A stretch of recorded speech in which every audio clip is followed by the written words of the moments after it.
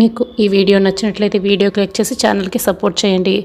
ఏంటి వదిన గారు నాతో మాట్లాడాలన్నారు కదా, ఏంటో చెప్పండి అని మీరా అడుగుతూ ఉంటుంది.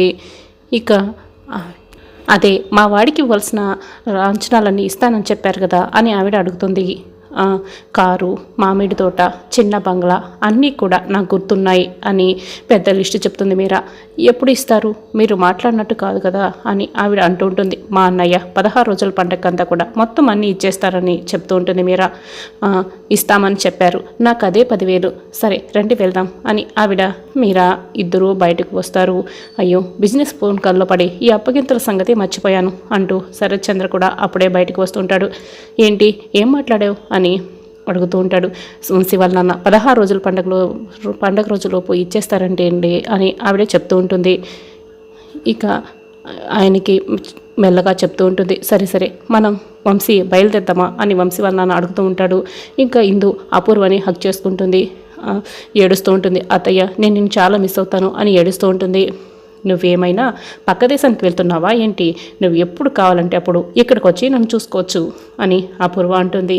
అలా ఇందుకి అందరూ ఇంకా వీడ్కోలు చెప్తూ ఉంటారు.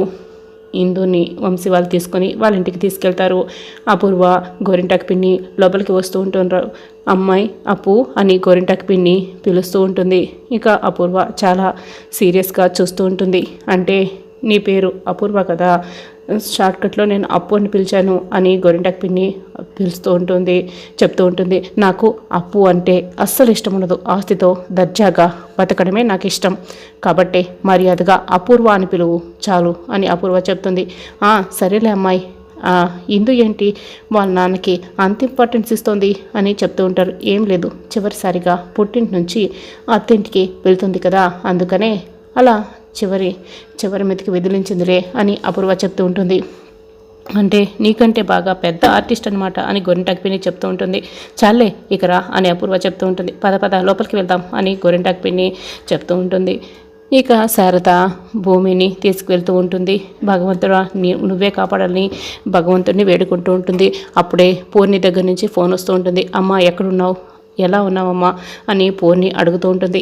ఉన్నాన్రా, నాకు జరిగే అవమానాన్ని భూమి మీ అన్నయ్య కలిసి ఇద్దరు అడ్డుకొని ఉండకపోయింటే ఈ పాటికి నేను ప్రాణాలతో ఉండేదాన్ని కాదు. ఈ పాటికి నా శవం ముందు మీ ఇద్దరు కూర్చొని ఏడుస్తూ ఉండేవాళ్ళు అని శారద అంటుంది. అమ్మా ఏం మాట్లాడుతున్నావమ్మా, అలా మాట్లాడకమ్మా, ఇప్పుడు ఎక్కడున్నావమ్మా అని పూర్ణి అడుగుతుంది. జరిగిన గొడవల్లో భూమి తలకి గాయమైంది, హాస్పిటల్కి తీసుకువెళ్తున్నాను, దారిలో ఉన్నాను అని శారద ఇక ఏడుస్తూ పూర్ణికి చెప్తూ ఉంటుంది. ఏం గొడవమ్మా అని పూర్ణి అడుగుతూ ఉంటుంది. ఇప్పటికిప్పుడు నాకు నిన్ను చూడాలని అనిపిస్తుందమ్మా, ఇంటికి వచ్చేయమ్మా, భూమిని హాస్పిటల్కి అన్నయ్య తీసుకువెళ్తారు అని పూర్ణి చెప్తూ ఉంటుంది. ఇంకెక్కడ మీ అన్నయ్య, శరత్ చంద్ర మీద కోపంతో మీ అన్నయ్య గొడవకు వెళ్ళాడు వాళ్ళ ఇంటికి అని శారద చెప్తూ ఉంటుంది.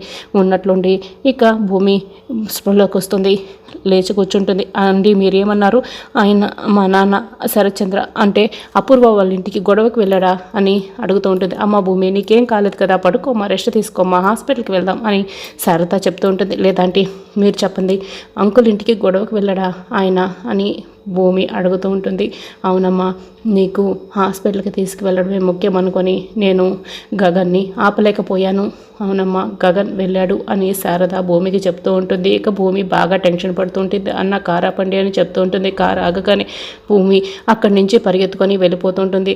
భూమి ఆగు అని శారద ఎంత బతిమలాడుతున్నా వినకుండా ఇక భూమి పరిగెత్తుకొని వెళ్ళిపోతుంటుంది. అమ్మమ్మ ఏమైంది అని పూర్ణి ఫోన్ కాల్లో అడుగుతూ ఉంటుంది. ఏం చెప్పగలను పూర్ణి, జరగబోయేది నేను ఎలా చెప్పగలను అని శారద చాలా బాధపడుతుంటుంది.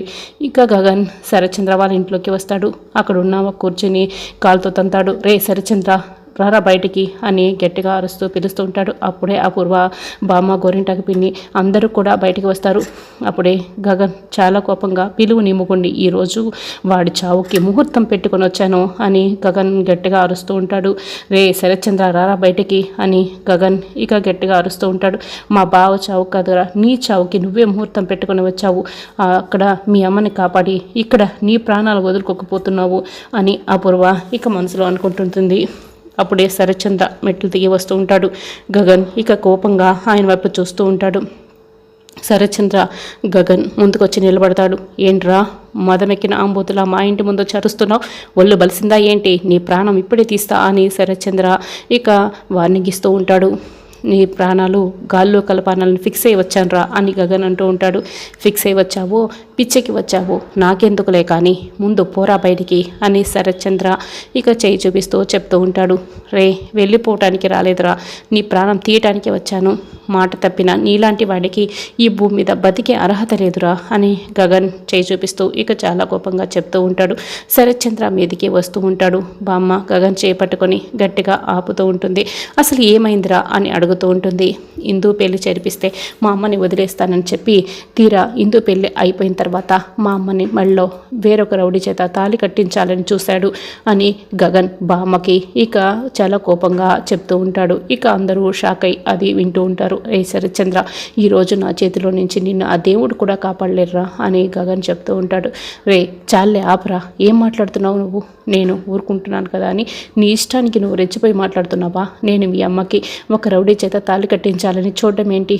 అసలు మతుంటే మాట్లాడుతున్నావా లేక మతి స్థిమితం తప్పి మాట్లాడుతున్నావా అని శరత్చంద్ర అడుగుతూ ఉంటాడు. రే ఆపరా నీ నాటకాలు అని గగన్ చెప్తూ ఉంటాడు. నాటకాలు ఆడాల్సిన అవసరం నాకు లేదు, నాటకాలు ఆడే అవసరం నాకు అంత కర్మ కూడా పట్టలేదు అని శరత్చంద్ర చెప్తూ ఉంటాడు. నిజాన్ని నీ నోటితో నువ్వు ఒప్పుకుంటే సరే, నొప్పి లేకుండా పైకి పంపించేస్తా.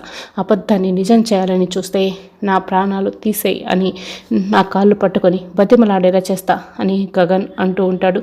రే ఈ తాటక చప్పుళ్ళకి భయపడేవాడు కాదు ఈ శరత్చంద్ర. మాట తప్పని మడం తెప్పని వంశమరానాది, మాట తప్పితే ప్రాణం పోయినట్లే అని శరత్చంద్ర చెప్తూ ఉంటాడు.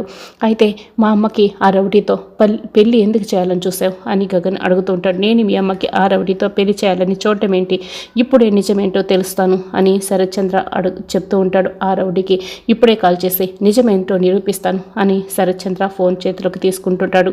అపూర్వ గోరింటాకి పిన్ని ఇద్దరు కూడా ఇంకా బాగా టెన్షన్ పడుతూ ఉంటారు.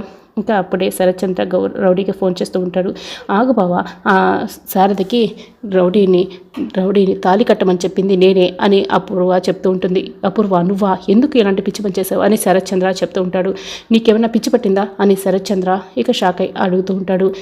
కారణం ఉంది బావా, మన కుటుంబ పరువు కోసమే చేశాను. మీరా జీవితాన్ని నాశనం చేయకు అని ఎన్నిసార్లు ఆ కృష్ణప్రసాద్ని బతిమలాడినా కూడా ఒక్కొక్కతో ఒక వంకర అన్నట్టు సందు దొరికితే చాలు ఆ ఇంట్లోనే ఉంటున్నాడు. చూసే వాళ్ళందరూ ఆ కృష్ణప్రసాద్ని అంటే బాగున్ను, కానీ పలానా శరత్చంద్ర గారి చెల్లెలు భర్త ఇలా చేస్తున్నాడేంటి అని మాట్లాడుతున్నారు. ఇంకా నాకు తల కొట్టేసినట్లుంది బావా. అందుకే ఆ శారదను ఎన్నిసార్లు నిలదీసినా కూడా సిగ్గులేని జన్మకి సంస్కృతి సంప్రదాయాలు ఎక్కడి నుంచి వస్తాయి? బరి తెగించి బతుకుతోంది. నలుగురిలో చీకుడితోనైనా అవమానం భరించలేక చచ్చిపోతుంది. మన మీరాకి సవతిపోరు ఉండదు అని అనుకుంటే అంతకంతకు బరి తెగించి బతుకుతోంది. అందుకే నేను ఇలా చేయాల్సి వచ్చింది అని అపూర్వ శారద గురించి చాలా తప్పుగా మాట్లాడుతూ చెప్తూ ఉంటుంది. దీనంతా వింటున్న గగన్ చాలా కోపంగా రగిలిపోతూ అలాగే వాళ్ళని చూస్తూ ఉంటాడు. ఇక శారద గురించి శరత్చంద్ర చాలా షాక్ అయి ఈ మాటలన్నీ వింటూ ఉంటాడు.